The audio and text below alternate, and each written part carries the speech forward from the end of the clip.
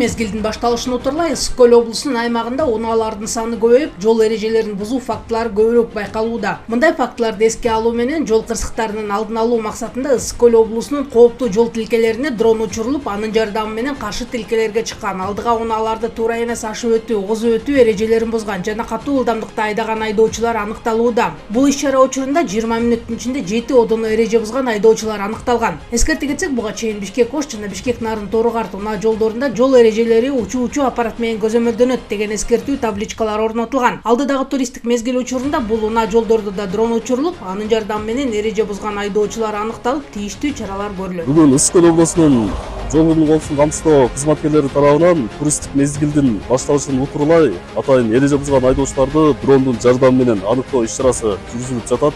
Анын алкагында ошол учурда өлкө башчысынын тапшырмасынын алкагында айдоочулардан сурамжылоо иштери дагы жүргүзүлүп жатат. Мына бүгүн дрондун жардамы менен жарым сааттын ичинде 7 жол эрежесин одоно бузган айдоочулар аныкталып, аларга тийиштүү чаралар көрүлдү.